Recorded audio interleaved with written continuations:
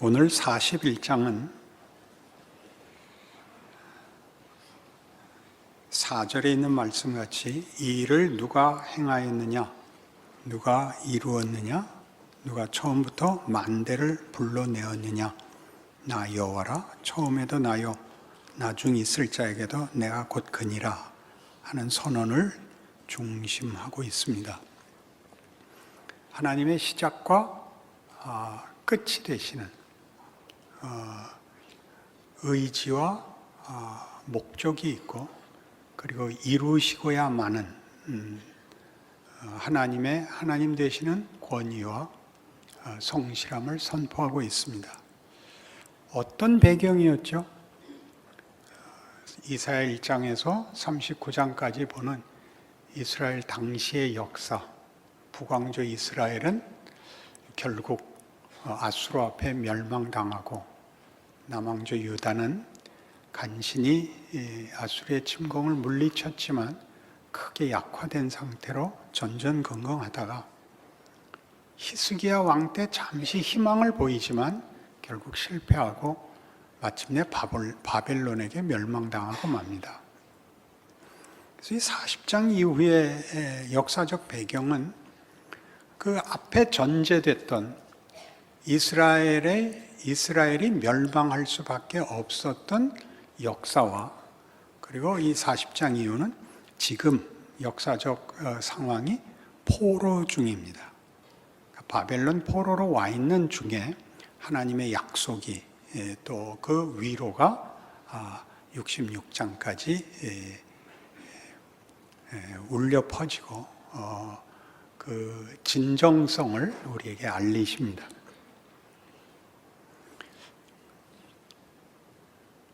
하나님께서 40장에 이 포로된 현실 속에 있는 이스라엘의 운명이 여기가 끝이 아니라고, 그럴 수 없다고, 왜냐하면 내가 하나님이니까, 내가 너희를 약속한, 복주기로 작정한 주인이니까 이대로 끝날 수 없다. 그래서 너희는 위로하라, 내 백성을 위로하라 라고 외치고 등장하셨습니다. 너희는 예루살렘에 정다히 말하라. 높은 곳은 낮아지고 골짜기는 도두어져 여호와의 길을 예비하라, 이렇게 됐었죠. 기억나시나요? 그 길을 평탄하게 만든다는 것은 너희 실패들아, 허리를 굽혀라. 너희 저주들아, 칼을 놓아라. 그런 뜻이라 그랬죠. 너희의 절망이, 너희의 무능이 너희의 운명을 만들지 않는다. 내가 만든다. 너희 앞에 장애가 됐던 어떤 것도 다 엎드려 여호와의 길에 그 발 디딤돌이 될 것이라, 이렇게 됐죠. 그러자 41장에 오면 성경이 당연히 설명하듯이 우리에게 의문이 생깁니다. 결국 하나님이 그렇게 돌연히 들어와 역사를 파탄내실 거라면, 그러면 고민하고 노력하는 것은 무슨 소용이 있단 말입니까? 라는 질문이 당연히 생기게 됩니다. 인류 역사를 보면 하나님이 최종 결정권자이고 성실하시고 복주기를 원하신다면 역사가 설명이 되지 않지 않느냐. 그리고 마침내 주실 거라면 왜 기다리시는가? 지금 오실 수 있지 않는가? 그리고 우리들에게 왜 이런 실패와 혼돈의 시간을 놓아두어 멸망을, 비극을 보게 하시는가? 라는 질문이 나올 수밖에 없습니다. 이 40장 이후에 하나님의 위로와 약속, 궁극적 승리에 관한 이 주장들은 이스라엘을 향한 것입니다. 민족적 구별을 하기 위해서 이스라엘이라고 하는 것이 아니라 하나님이 선택하고 약속하고 목적한 대상의 대표자로서 이스라엘에 대하여 하는 약속인데, 그것이 반복적으로 그 호칭이 등장을 합니다. 오늘 41장 8절. 그러나 나의 종 너 이스라엘아, 내가 택한 야곱아, 나의 벗 아브라함의 자손아. 이스라엘, 야곱, 이런 이름이 계속 반복되어서, 예를 들면 43장 1절 보시면, 야곱아 너를 창조하신 여호와께서 지금 말씀하시느니라. 이스라엘아 너를 지으신 이가 말씀하시느니라. 44장 나의 종 야곱아 내가 택한 이스라엘아. 이런 표현들은 수도 없이 반복되기 때문에 여러분들이 나중에 더 확인하실 수 있습니다. 야곱과 이스라엘은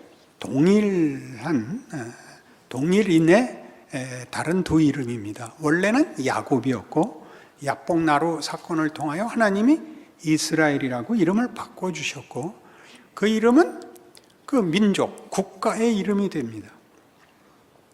이스라엘이라는 이름으로 불리는 것과 야곱으로 불리는 것은 매우 달라서, 야곱으로 불리는 때에 그 호칭이 가지는 역사적 의미, 야곱이라는 사람의 생애에서의 그 형편과 표현하고 싶은 내용과 이스라엘로 불릴 때 표현되는 내용은 사뭇 다릅니다.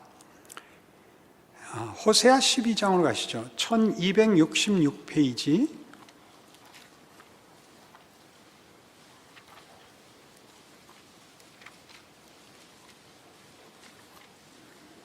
호세아 12장 1절입니다.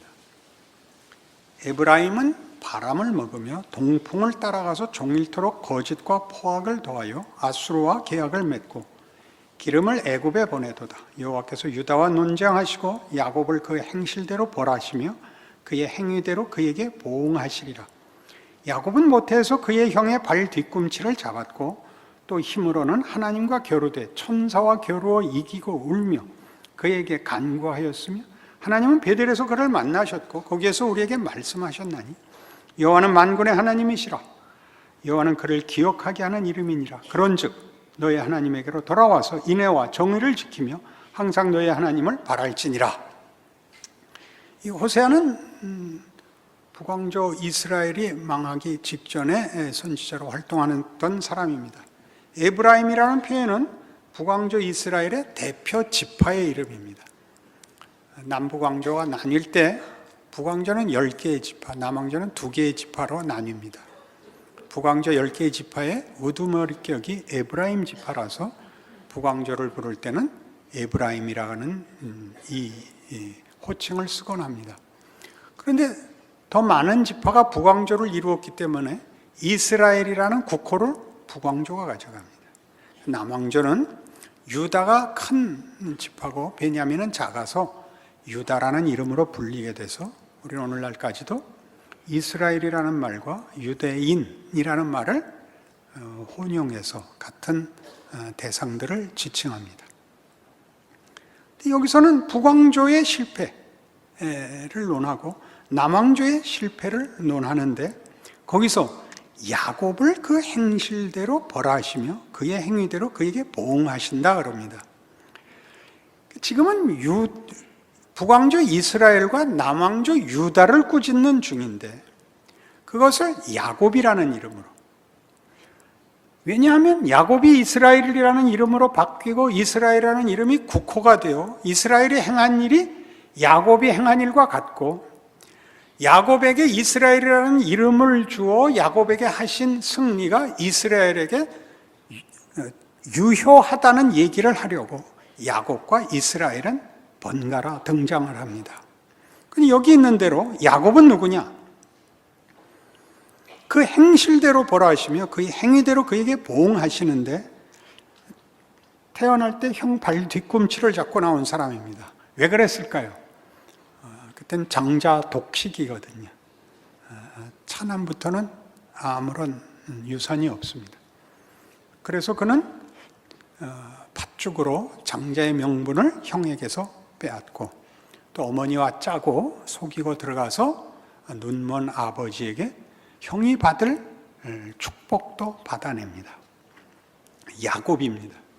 그러니까 야곱이라는 이름으로 소개되는 야곱의 생애는 인간이 자기 힘으로 할 수 있는 모든 노력을 다 기울여 아무것도 얻지 못한 그런 생애를 표현하는 일에 야곱이 등장합니다. 야곱 자신에게서 그렇습니다. 그는 이런 모든 장자권도 뺏고 아버지의 축복도 받았으나 형이 그를 죽이려고 해서 외삼촌 집으로 피난을 갈 수밖에 없었습니다. 외삼촌 집에서 거의 종살이 비슷한 인생을 사는데 꽤 약삭빠르게 굴어서, 약삭빠르게라는 말은 없는데 약삭빠르게 굴어서 거부가 됩니다. 그래서 외사촌들이 시기를 해서 위기를 느껴 그 외삼촌 집에서 나올 수밖에 없게 되는데 갈 데가 없습니다. 그래서 고향으로 돌아오는데 형이 기다리고 있답니다. 척후병을 보냈더니 형이 400인을 데리고 중무장을 하고 기다리고 있답니다. 야복나루에서 야곱은 마지막 공포와 갈등과 그 선택할 수 없는 절망 속의 나를 밤을 지새웁니다. 하나님이 찾아오시죠. 야곱과 씨름하시고 야곱이 지질 않습니다. 하나님이 그의 환도뼈를 치고 야곱이 가는 하나님을 붙잡고 무릎을 꿇죠. 축복하시지 않으면 보낼 수 없습니다. 내 이름이 뭐냐? 야곱입니다. 다시는 야곱이라고 하지 마라. 너는 이스라엘이다. 하나님과 싸워 이긴 사람입니다. 뭘 이겼을까요? 하나님은 야곱을 당할 수 없답니다. 진답니다. 그게 무슨 말이라 그랬죠? 부모는 자식을 이기지 못합니다. 사랑하는 사람은 상대를 이기지 않습니다. 이스라엘입니다. 그것이 하나님이 그가 지은 인류에 대해서 가지시는 부모의 마음입니다. 우리는 그의 백성이며 그의 복받는 시민일 뿐만 아니라 성경은 언제나 우리는 그의 자식이라고 얘기합니다. 우리는 하나님의 자녀입니다. 독특한 지위입니다. 우리는 하나님을 훨씬 다른 조건, 다른 기준보다 이런 혈육의 관계에서 이해해야 됩니다. 그렇지 않으면 말이 맞질 않습니다. 그런데 이 순서가 지금 얘기한 야곱의 기본적인 자기 이해, 무지했을 때, 하나님 없이 살 때의 잘못한 인생과 하나님이 찾아와 그를 복준 야복나루 사건은 출생과 베델 사건과 야복나루가 이렇게 순서가 베델이 가운데 끼어 있습니다. 베델 사건은 아시는 대로 형을 피하여 피난길에서 노숙하던 어느 자리에서 하나님이 그를 찾아와 내가 네게 복을 주어 네가 어디로 가든지 너와 함께하고 네게 약속한 것을 다 이루기까지 너를 떠나지 아니하리라 라는 축복을, 자기 할아버지가 가졌던 하나님의 약속들, 복된 약속들을 확인받은 사건입니다. 그건 그 사이에 있습니다. 아직 야곱이 자신의 운명과 결국이 하나님 손에 있다는 걸 모르고 자기 홀로 자기 인생을 자기 힘으로 살아가던 그 시기에 하나님은 이 약속을 중간에 줘놓고 깨우치는 것은 20년 뒤입니다. 그 20년은 뭐냐 이거죠.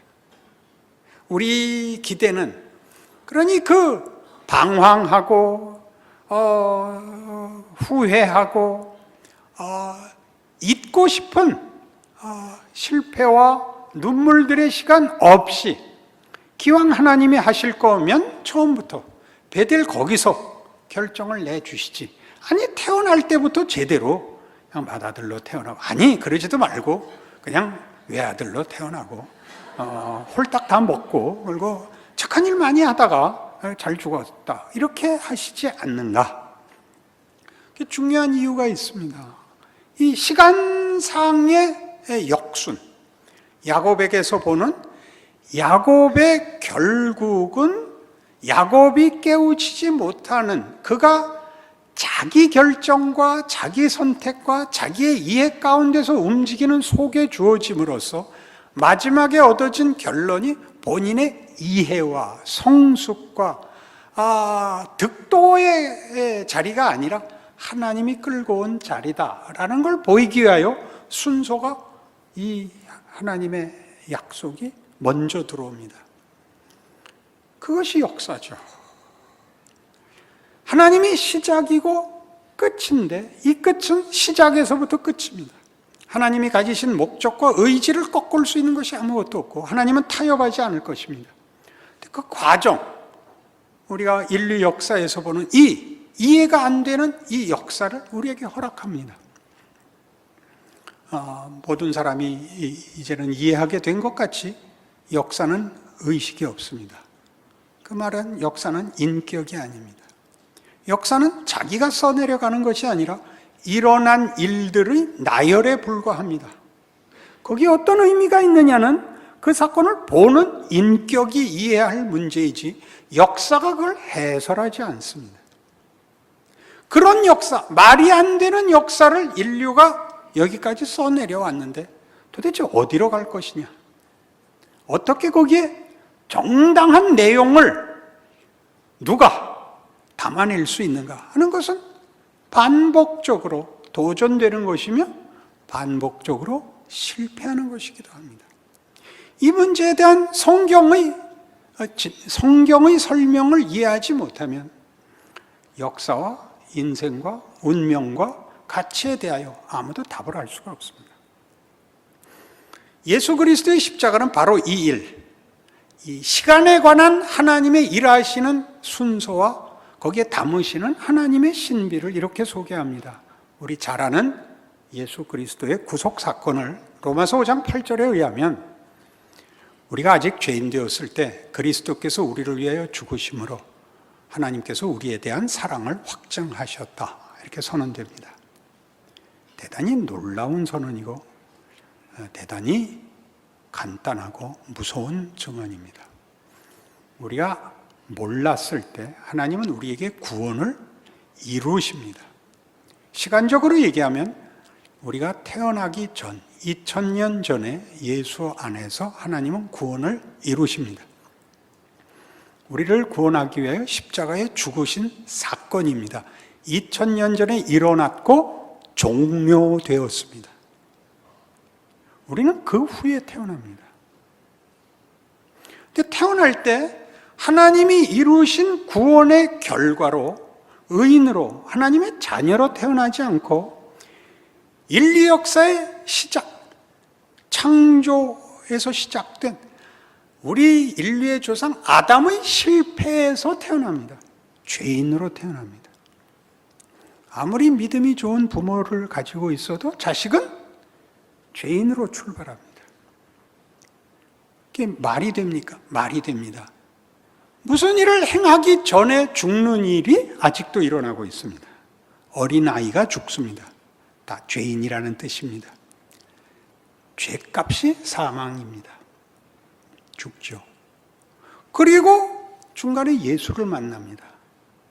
그래서 2000년 전에 일어났던 사건을 우리의 생애 속에서 확인하고 납득하고 고백하는 순서를 가지십니다. 불만이십니까? 여기를 전부 혼동하는 것입니다. 기독교 신앙의 그 과정을 보면 기이하게 예수를 믿게 되고 예수를 믿고 난 다음에도 완벽하게 변화하지 않습니다. 믿긴 했지만 그 전과 별로 달라진 게 없습니다. 나아진 게 있다면 죄책감 정도가 나아집니다. 주일날 등산을 가면 구를 것 같고 낚시하러 가면 상어에게 잡아먹힐 것 같은 것만 달라졌지 아무것도 변한 건 없습니다. 그리고 그 고민이 가중됩니다. 왜 가중될까요? 여러분들이 계속 주일마다 와서 지난 한 주일 동안도 죄만 짓고 살았습니다라는 회개 기도가 가지는 진정한 의미가 뭘까요? 이걸 보기 때문입니다. 하나님은 우리에게 하나님 없이 사는 존재와 인생이 무엇인지를 우리에게 보이십니다. 왜요? 우리가 선택한 것이기 때문에. 그래서 우리는 태어나면서부터 야곱이라는 이름이 가졌듯이 형의 발 뒤꿈치를 잡고 태어납니다. 우리는 생존 경쟁이 뭔지를 압니다. 우리는 예수 믿는다는 말을 사회에 가서는 해서는 안 된다는 걸 압니다. 우리는 자식에게 누구나 너 그따위로 어떻게 세상을 살아가려고 그래? 라는 꾸중을 합니다. 아무리 믿음이 좋아도. 그런 건 다 믿음이 없는 탓일까요? 그럴 겁니다. 믿음이 없는 건 죄일까요? 아니요. 믿음이 좋아지는 필수적인 과정입니다. 예수 믿는 확인은 뜻밖의 긍정적인 것, 적극적인 것으로 확인되지 않고 소극적이고 부정적인 것으로 확인됩니다. 어떻게 해요? 세상이 약속하는, 세상이 가치 있다고 얘기하는 것들이 전부 거짓말이라는 것을 세상 속에서 배웁니다. 이기면 행복해지는 줄 알지만 이기면 두려움만 남습니다. 물리친 적이 곱게 물러나는 예가 세상에는 없습니다. 망하면 같이 죽자 그럽니다. 가지면 나은 줄 아는데 가지면 짐이 더 많을 뿐입니다. 우리에게 어떤 기회가 주어지면 그 기회를 선용하는 예는 없고 우리는 그 기회를 언제나 이기적으로 쓸 줄밖에 모릅니다. 그것은 도덕도 아니고 양심도 아니고 현실입니다. 이 로마서 7장에 나타난 표현대로 오호라 나는 곤고한 사람이로다. 이 사망의 몸에서 누가 나를 건져내랴는 양심의 가책도 도덕적 결벽증도 아닙니다. 현실입니다. 우리가 살면서 부러워하고 기대하고 소원한 모든 것들이 성공한 사람, 더 가진 사람이 멋있는 사람을 본 예가 없습니다. 그러지 못한 사람은 곱게 찌그러져 있는 법이 없습니다. 안 그렇습니까? 이 세상에서 제일 무서운 것이 무엇이냐? 사람이죠. 사람이죠. 살아보십시오. 괜히 겁을 주는 문제가 아니고 사실입니다. 움직일 수 없는, 타협할 수 없는, 변명할 수 없는 사실입니다. 우린 체념하여서만 평화가 이루어집니다. 체념해서만. 끝까지 밀어붙이면 너 죽고 나 죽자 할 것이니까 어떻게 3:7로 나눠 먹느냐? 5:5로 나눠 먹느냐? 내가 양보하느냐? 웬 아무것도 없습니다. 현실입니다. 왜요? 예수님의 선언같이 내가 곧 길이고 진리고 생명입니다.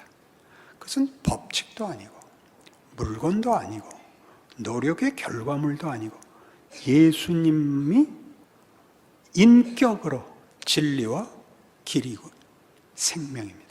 그건 인격적인 것입니다. 인격자가 만드는 창조물입니다.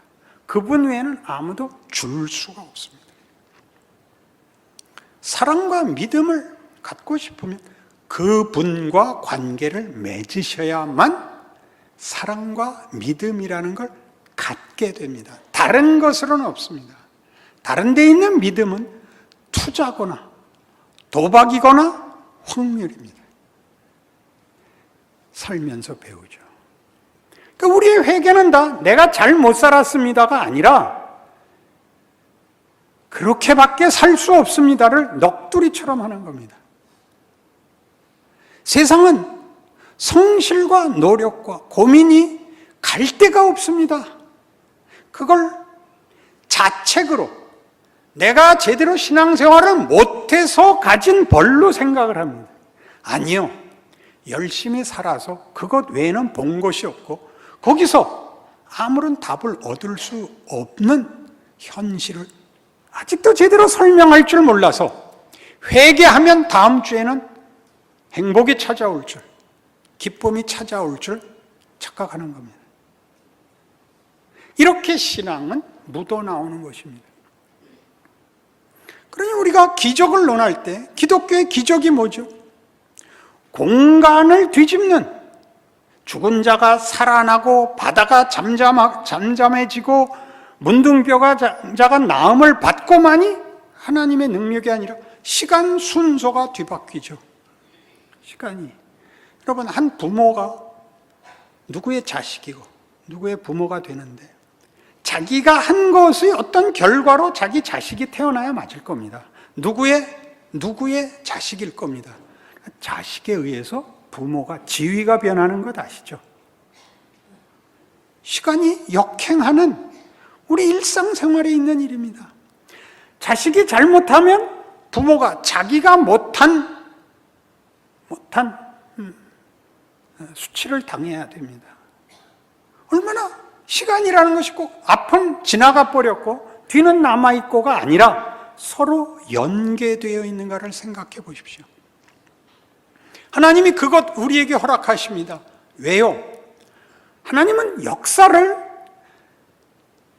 어떤 조건을 주고 잘해보기를 바랬다가 잘 안 되면 들어와서 그렇게 하면 안 된다라고 심판하고 확 뒤집어 놓는 그런 하나님이 아니라 우리가 기억하는 큰 사건들 사이를 채워 기다리는 분입니다. 출애굽기 3장으로 갑니다. 못 알아들어가지고 설교가 길어지게 됐습니다.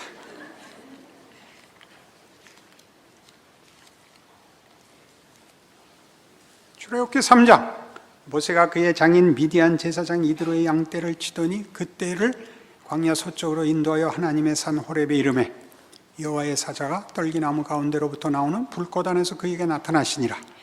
그가 보니 떨기나무에 불이 붙었으나 그 떨기나무가 사라지지 아니하는지라. 이에 모세가 이르되 내가 돌이켜 가서 이 큰 광경을 보리라.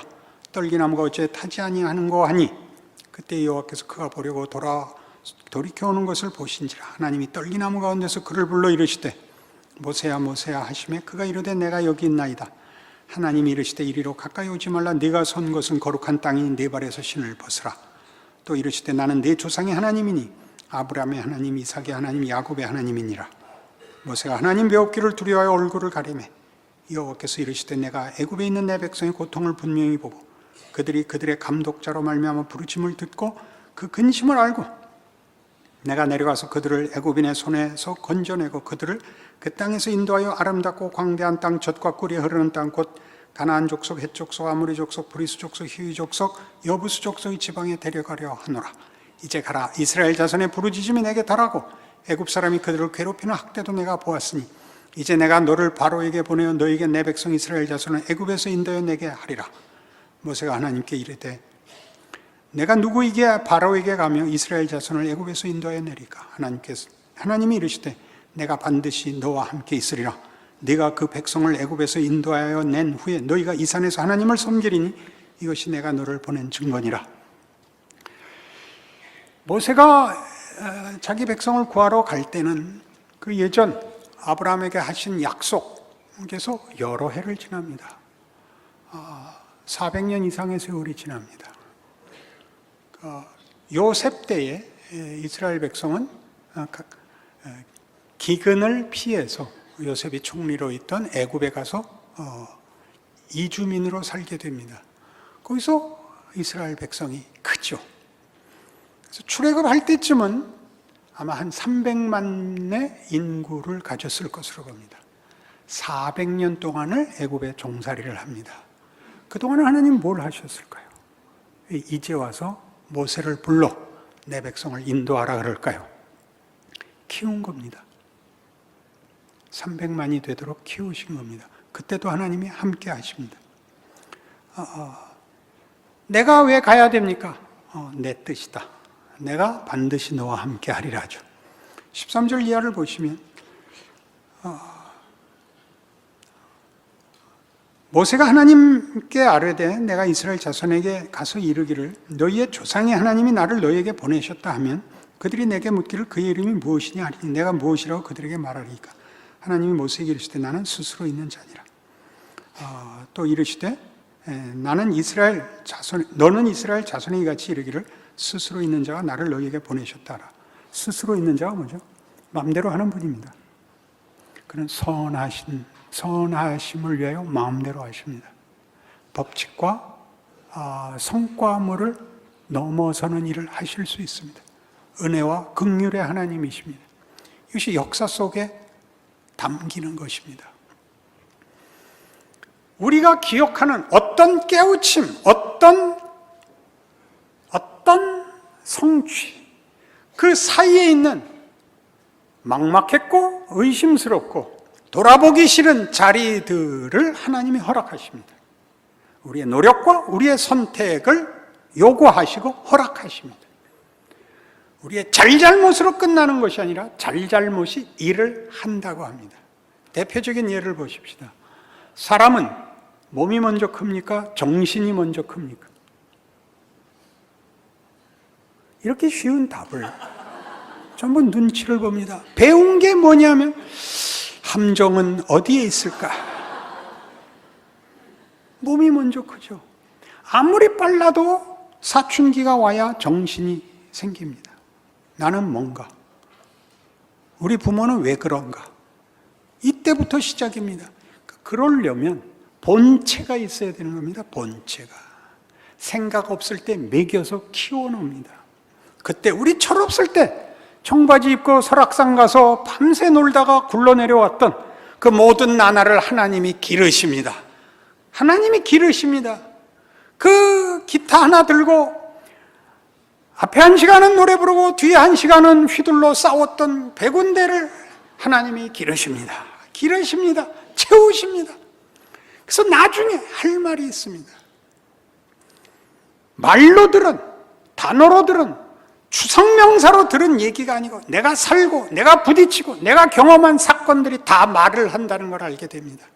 하나님은 하나님의 일을 위하여 우리 앉혀놓고 설명을 하거나 구경을 시키거나 훈계를 하시는 것이 아니라 나 자신을 그의 뜻과 목적에 맞게 채우십니다.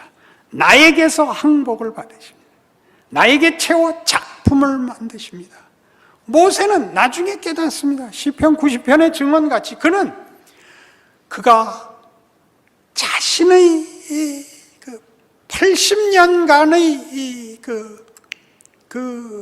죽어나간 40년간은 멋모르고 바로의 왕자로 살고 얼마나 수치스러운 일입니까? 나중에 자기 정체성을 확인하고 보니까 그 다음 40년은 광야에 쫓겨 이름 없이 세월 다 보내고 마지막 40년에 부름을 받아 하나님 이 나이에 뭘 하자는 겁니까? 괜찮다의 부름을 받죠.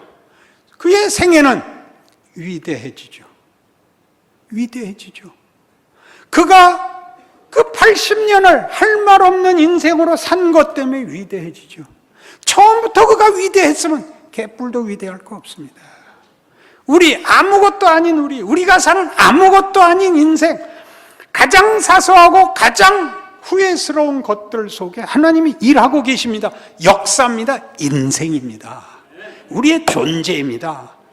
겁을 내지 마십시오. 그땐 그러는 겁니다. 그때 너 머리 박박 깎고 나타나죠. 야, 그때는 성질이 좀 났어. 그게 자랑이죠. 그때 난 공부해서 그건 쪼답니다. 놀 때 못 논 사람하고는 대화가 되지 않습니다. 미친 짓을 안 해본 사람하고는 정서적 감흥을 할 수가 없습니다. 책을 읽어대면 안 됩니다. 인격과 인간성이 진정한 영광과 성숙으로 올라오는 하나님의 일하심을 마음껏 채우시고 담아내셔야 하는 것입니다. 여러분 인생을 살 힘이 생기십니까? 그래야 됩니다. 기도하십시다. 하나님 아버지 은혜를 감사합니다. 우리의 모든 조건 속에 하나님이 함께 하시고 역사와 인생의 주인이 되심을 고백하고 감사드리며 그래서 우리의 인생을 책임 있게 살기로 합니다. 힘껏 하나님과 동행하는 줄 아는 믿음으로 살겠습니다. 지금은 우리 주 예수 그리스도의 은혜와 하나님 아버지의 극진하신 사랑과 성령님의 교통하심이 하나님의 자녀라는 이름으로 사는 인생을 믿음으로 살기로 약속하고 돌아가는 심령들 위해 영원토록 함께 있을지어다. 아멘.